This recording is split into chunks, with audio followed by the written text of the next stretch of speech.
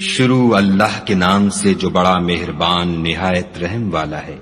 طٰہٰ، اے محمد صلی اللہ علیہ وآلہ وسلم، ہم نے تم پر قرآن اس لیے نازل نہیں کیا کہ تم مشقت میں پڑ جاؤ، بلکہ اس شخص کو نصیحت دینے کے لیے نازل کیا ہے جو خوف رکھتا ہے۔ یہ اس ذات کا اتارا ہوا ہے جس نے زمین اور اونچے اونچے آسمان بنائے، یعنی خدائے رحمان جس نے عرش پر قرار پکڑا۔ جو کچھ آسمانوں میں ہے اور جو کچھ زمین میں ہے اور جو کچھ ان دونوں کے بیچ میں ہے اور جو کچھ زمین کی مٹی کے نیچے ہے، سب اسی کا ہے۔ اور اگر تم پکار کر بات کہو تو وہ تو چھپے بھید اور نہایت پوشیدہ بات تک کو جانتا ہے۔ وہ معبود برحق ہے کہ اس کے سوا کوئی معبود نہیں ہے، اس کے سب نام اچھے ہیں۔ اور کیا تمہیں موسیٰ کے حال کی خبر ملی ہے؟ جب انہوں نے آگ دیکھی تو اپنے گھر کے لوگوں سے کہا کہ تم یہاں ٹھہرو، میں نے آگ دیکھی ہے، میں وہاں جاتا ہوں، شاید اس میں سے میں تمہارے پاس انگاری لاؤں یا آگ کے مقام کا رستہ معلوم کر سکوں۔ جب وہاں پہنچے تو آواز آئی کہ موسیٰ، میں تو تمہارا پروردگار ہوں، تو اپنی جوتیاں اتار دو، تم یہاں پاک میدان یعنی طویٰ میں ہو، اور میں نے تم کو انتخاب کر لیا ہے، تو جو حکم دیا جائے اسے سنو۔ بے شک میں ہی خدا ہوں، میرے سوا کوئی معبود نہیں، تو میری عبادت کیا کرو اور میری یاد کے لیے نماز پڑھا کرو۔ قیامت یقیناً آنے والی ہے، میں چاہتا ہوں کہ اس کے وقت کو پوشیدہ رکھوں تاکہ ہر شخص جو کوشش کرے اس کا بدلہ پائے۔ تو جو شخص اس پر ایمان نہیں رکھتا اور اپنی خواہش کے پیچھے چلتا ہے، کہیں تم کو اس کے یقین سے روک نہ دے، تو اس صورت میں تم ہلاک ہو جاؤ۔ اور موسیٰ، یہ تمہارے داہنے ہاتھ میں کیا ہے؟ انہوں نے کہا، یہ میری لاٹھی ہے، اس پر میں سہارا لگاتا ہوں اور اس سے اپنی بکریوں کے لیے پتے جھاڑتا ہوں، اور اس میں میرے اور بھی کئی فائدے ہیں۔ فرمایا کہ موسیٰ، اسے ڈال دو، تو انہوں نے اس کو ڈال دیا اور وہ ناگہاں سانپ بن کر دوڑنے لگا۔ خدا نے فرمایا کہ اسے پکڑ لو اور ڈرنا مت، ہم اس کو ابھی اس کی پہلی حالت پر لوٹا دیں گے، اور اپنا ہاتھ اپنی بغل سے لگا لو، وہ کسی عیب و بیماری کے بغیر سفید چمکتا دمکتا نکلے گا۔ یہ دوسری نشانی ہے تاکہ ہم تمہیں اپنے نشانات عظیم دکھائیں۔ تم فرعون کے پاس جاؤ کہ وہ سرکش ہو رہا ہے۔ کہا، میرے پروردگار، اس کام کے لیے میرا سینہ کھول دے اور میرا کام آسان کر دے، اور میری زبان کی گرہ کھول دے تاکہ وہ میری بات سمجھ لیں، اور میرے گھر والوں میں سے ایک کو میرا وزیر یعنی مددگار مقرر فرما، یعنی میرے بھائی ہارون کو، اس سے میری قوت کو مضبوط کر اور اسے میرے کام میں شریک کر، تاکہ ہم تیری بہت سی تسبیح کریں اور تجھے کثرت سے یاد کریں، تو ہم کو ہر حال میں دیکھ رہا ہے۔ فرمایا، موسیٰ، تمہاری دعا قبول کی گئی، اور ہم نے تم پر ایک بار اور بھی احسان کیا تھا، جب ہم نے تمہاری والدہ کو الہام کیا تھا جو تمہیں بتایا جاتا ہے۔ وہ یہ تھا کہ اسے یعنی موسیٰ کو صندوق میں رکھو، پھر اس صندوق کو دریا میں ڈال دو، تو دریا اس کو کنارے پر ڈال دے گا، اور میرا اور اس کا دشمن اسے اٹھا لے گا۔ اور موسیٰ، میں نے تم پر اپنی طرف سے محبت ڈال دی، اس لیے کہ تم پر مہربانی کی جائے اور اس لیے کہ تم میرے سامنے پرورش پاؤ۔ جب تمہاری بہن فرعون کے ہاں گئی اور کہنے لگی کہ میں تمہیں ایسا شخص بتاؤں جو اس کو پالے، تو اس طریق سے ہم نے تم کو تمہاری ماں کے پاس پہنچا دیا تاکہ ان کی آنکھیں ٹھنڈی ہوں اور وہ رنج نہ کریں۔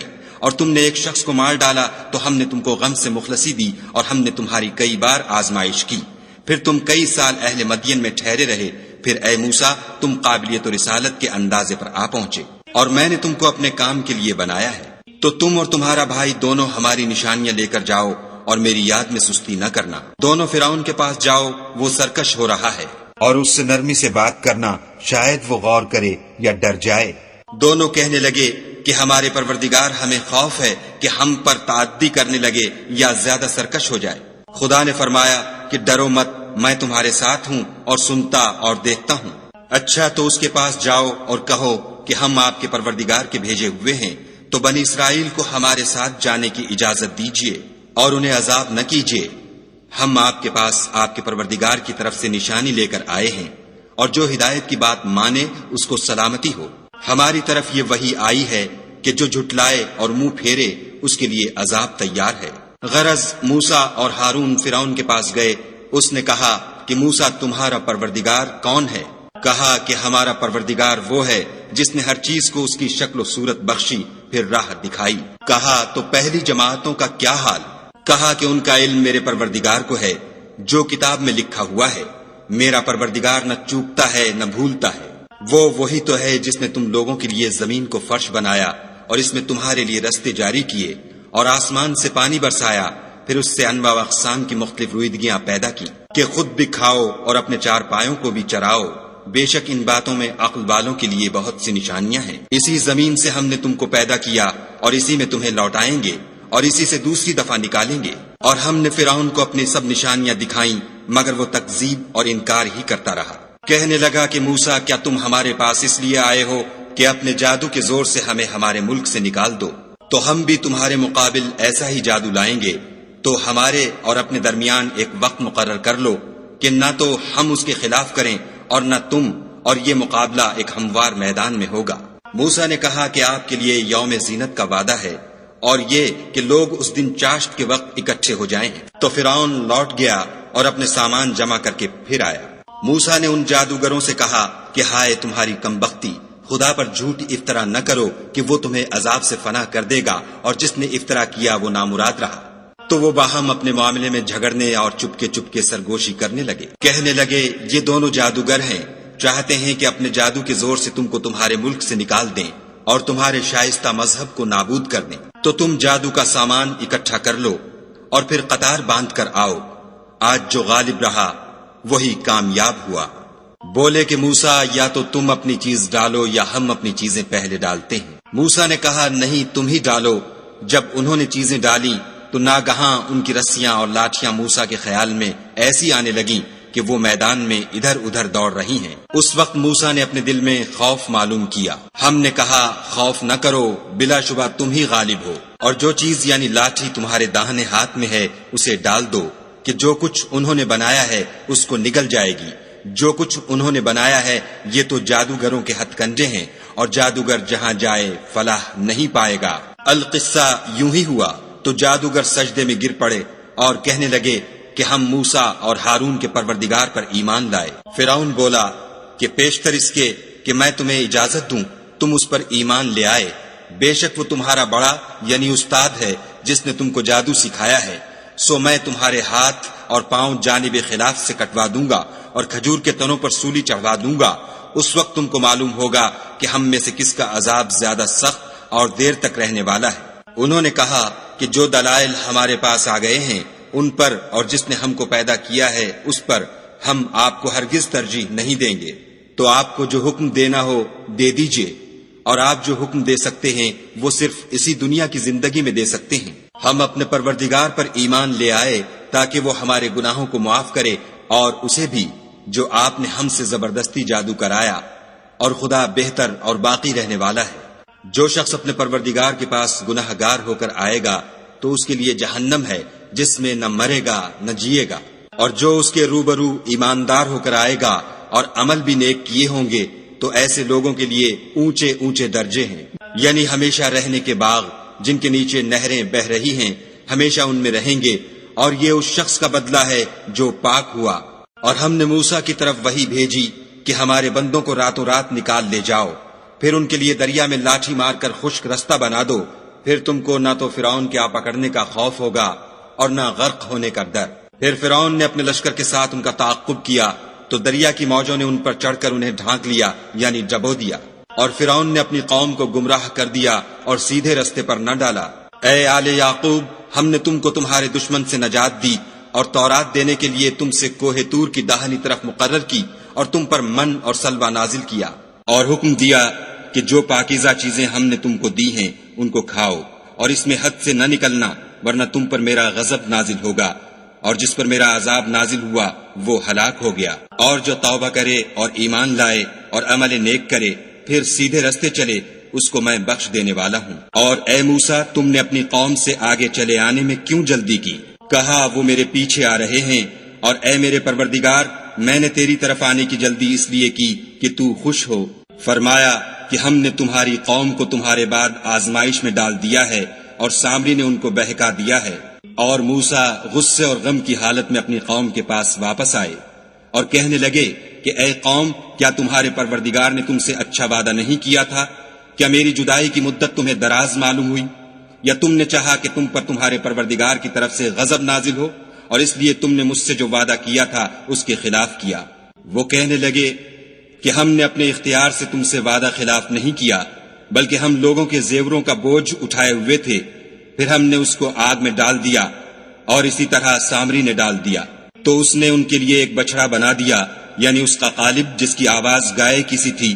تو لوگ کہنے لگے کہ یہی تمہارا معبود ہے اور یہی موسیٰ کا معبود ہے، مگر وہ بھول گئے ہیں۔ کیا یہ لوگ نہیں دیکھتے کہ وہ ان کی کسی بات کا جواب نہیں دیتا اور نہ ان کے نقصان اور نفع کا کچھ اختیار رکھتا ہے؟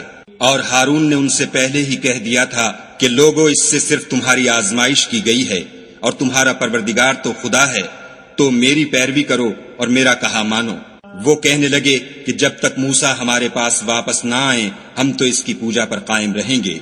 پھر موسیٰ نے ہارون سے کہا کہ ہارون، جب تم نے ان کو دیکھا تھا کہ گمراہ ہو گئے ہیں تو تم کو کس چیز نے روکا؟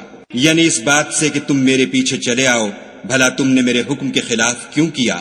کہنے لگے کہ بھائی، میری داڑھی اور سر کے بالوں کو نہ پکڑیے، میں تو اس سے ڈرا کہ آپ یہ نہ کہیں کہ تم نے بنی اسرائیل میں تفرقہ ڈال دیا اور میری بات کو ملحوظ نہ رکھا۔ پھر سامری سے کہنے لگے کہ سامری، تیرا کیا حال ہے؟ اس نے کہا کہ میں نے ایسی چیز دیکھی جو اوروں نے نہیں دیکھی، تو میں نے فرشتے کے نقش پا سے مٹی کی ایک مٹھی بھر لی، پھر اس کو بچڑے کے قالب میں ڈال دیا اور مجھے میرے جی نے اس کام کو اچھا بتایا۔ موسیٰ نے کہا، جا، تجھ کو دنیا کی زندگی میں یہ سزا ہے کہ کہتا رہے کہ مجھ کو ہاتھ نہ لگانا، اور تیرے لیے ایک اور وعدہ ہے، یعنی عذاب کا، جو تجھ سے ٹل نہ سکے گا۔ اور جس معبود کی پوجا پر تو قائم و معتکف تھا، اس کو دیکھ، ہم اسے جلا دیں گے، پھر اس کی راکھ کو اڑا کر دریا میں بکھیر دیں گے۔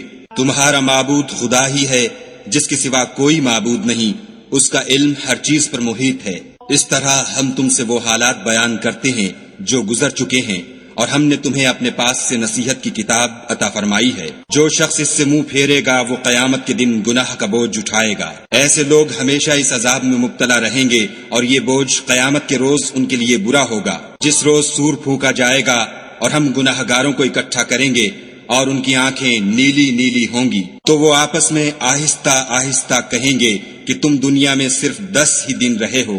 جو باتیں یہ کریں گے ہم خوب جانتے ہیں۔ اس وقت ان میں سب سے اچھی راہ والا یعنی عاقل و ہوش مند کہے گا کہ نہیں، بلکہ صرف ایک ہی روز ٹھہرے ہو۔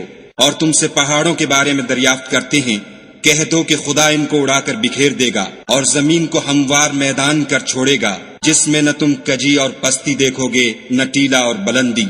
اس روز لوگ ایک پکارنے والے کے پیچھے چلیں گے اور اس کی پیروی سے انحراف نہ کر سکیں گے، اور خدا کے سامنے آوازیں پست ہو جائیں گی تو تم آواز خفی کے سوا کوئی آواز نہ سنو گے۔ اس روز کسی کی سفارش کچھ فائدہ نہ دے گی مگر اس شخص کی جسے خدا اجازت دے اور اس کی بات کو پسند فرمائے۔ جو کچھ ان کے آگے ہے اور جو کچھ ان کے پیچھے ہے وہ اس کو جانتا ہے، اور وہ اپنے علم سے خدا کے علم پر احاطہ نہیں کر سکتے۔ اور اس زندہ و قائم کے روبرو منہ نیچے ہو جائیں گے، اور جس نے ظلم کا بوجھ اٹھایا وہ نامراد رہا، اور جو نیک کام کرے گا اور مومن بھی ہوگا تو اس کو نہ ظلم کا خوف ہوگا اور نہ نقصان کا۔ اور ہم نے اس کو اسی طرح کا قرآن عربی نازل کیا ہے، اور اس میں طرح طرح کے ڈراوے بیان کر دیے ہیں تاکہ لوگ پرہیزگار بنے یا خدا ان کے لیے نصیحت پیدا کر دے۔ تو خدا جو سچا بادشاہ ہے، عالی قدر ہے، اور قرآن کی وحی جو تمہاری طرف بھیجی جاتی ہے اس کے پورا ہونے سے پہلے قرآن کے پڑھنے کے لیے جلدی نہ کیا کرو،